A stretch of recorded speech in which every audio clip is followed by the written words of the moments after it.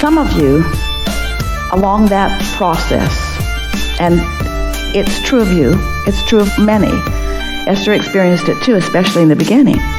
You become so determined to be really good, deliberate creators that you sort of hold yourself back from the expansion that you're not up to speed with yet. You don't ask for all that you want. You just don't let yourself go there because you're guarded. You don't want that other shoe to drop. You don't want to come face to face with the realization that you've asked for something that you haven't allowed yourself to realize. So we began saying to you, you're never going to get it done. You're not ever going to get it done, so let that go. And you can't get it wrong, so be nicer to yourself along the way. But still, there's a sort of precision about you, a sort of guardedness about you, a sort of, I'm going to get this right, that doesn't allow you the adventurous version that you really want. The really adventurous version, because you're afraid of getting it wrong. And we want you to understand that you can't get it wrong. It will never be so wrong that you can't pull it back into alignment if you want to.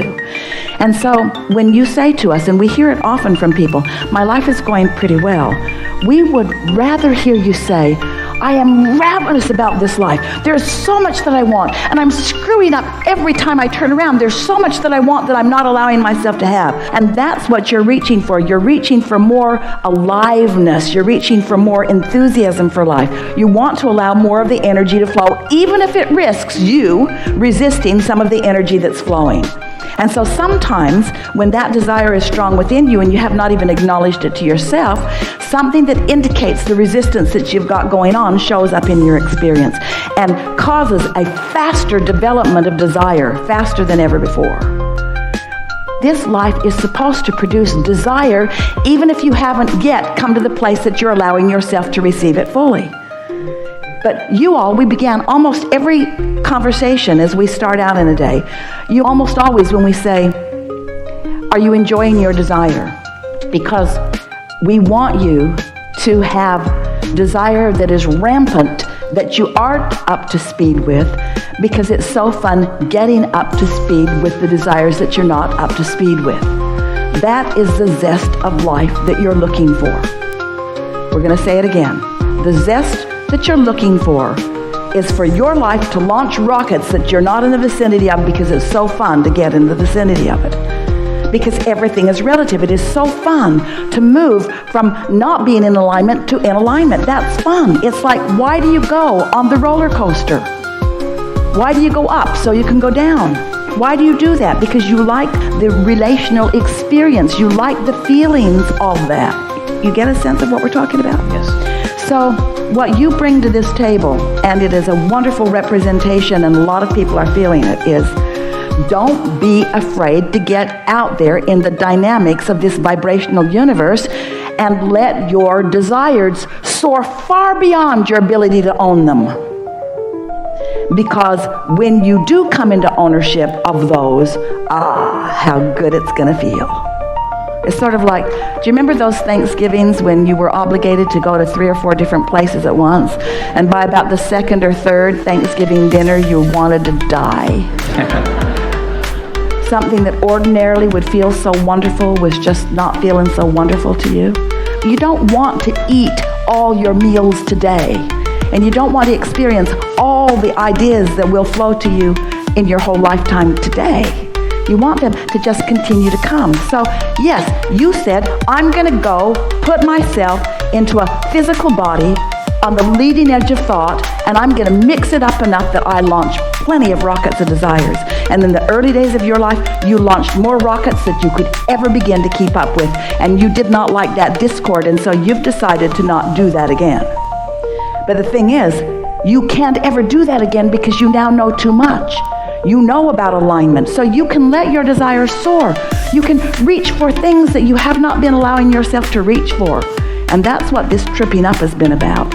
You've been deliberately holding stuff back, and you cannot do it. When you try to hold something back that's natural, that it flows, it causes a stronger discord, and that's what that's all about. So our encouragement to you is to let yourself desire. So here, if you've got a desire and you are not allowing yourself to let it flow, the discord is uncomfortable, and then you pronounce yourself doing something wrong. So you've been attempting to do something that no one can do. You've been attempting to hold the desires back, which you can't do. We want you to encourage the desires. Does that make sense to you?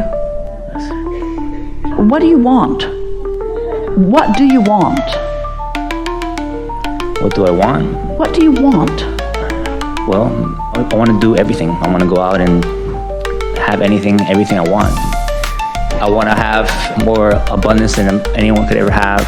I want to be able to do anything at the drop of... I want abundance because, why? It gives you the ability to do and have whatever you want. And what do you want to do? I want to go and travel the world. And what do you want to have? What I want to have? I want to have joy. That's what it's about. But what do you want to have? You're talking about abundance. You don't buy... I would love to make music. I would love to travel the world. I would love to be... and what's out there in the world that you want to see? People and beautiful things and cultures and... different experiences. Experiences, yes. So that's the first time you've really gone there in a while. Because you're so practical.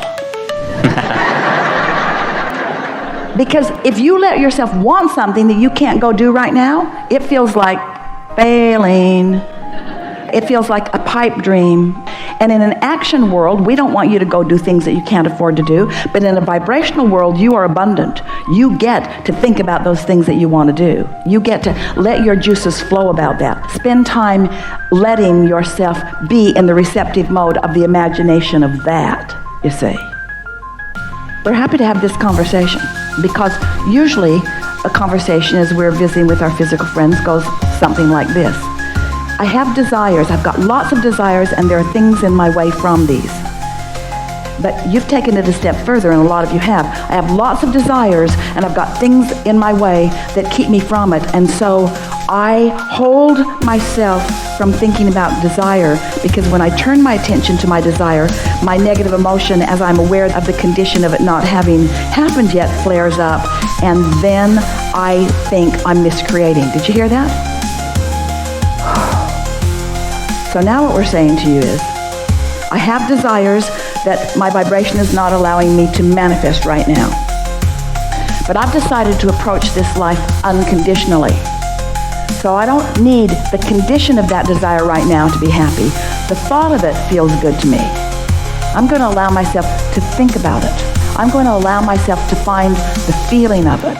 The feeling of landing in a country that I haven't been in before and looking out the window into the environment of it and getting my first glimpse of something that is new. And stepping off the airplane into the weather atmosphere and feeling the atmosphere, the earth atmosphere of this, feeling the temperature, feeling the humidity, smelling the fragrances, being there, getting a glimpse of the people, hearing their sound, feeling them. In other words, you don't have to go there physically in order to have that emotional experience. You see what we're getting at? And as you allow yourself that emotional experience, we're going to say it, we've just got to, that unconditional experience, because the condition didn't happen yet. You aren't on the airplane. You aren't on the airplane. You're not there smelling it with your nose. You're smelling it with your emotion. You have allowed the thought to manifest. So don't hold back from that. When we begin every gathering, we say to you, are you enjoying your desire? You say, yeah, you do. You say, yeah. But you're usually not enjoying your desire. You don't really get what we mean, because what you mean is, I'm allowing myself to enjoy the desires that I'm letting myself have, because I'm keeping a close guard on not wanting more than I believe I can have, because it's torturous. And we just think that torturous contrast is so good for you, because you cannot hold desires back, and when you try, you introduce unnecessary resistance into your experience.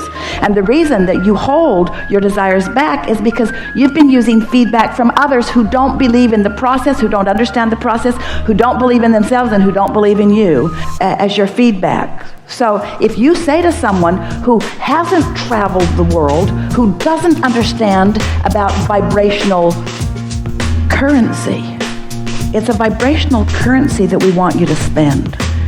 We want you to discover the currency of vibration, the currency of letting the energy flow.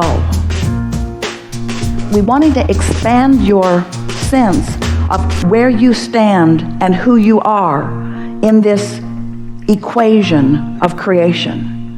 And we're wanting you to, all of you, to hear us when we say, you're not getting your fair share. You're holding yourself back from your fair share because you've got bogus beliefs and flawed premises that keep you from letting yourself have your fair share.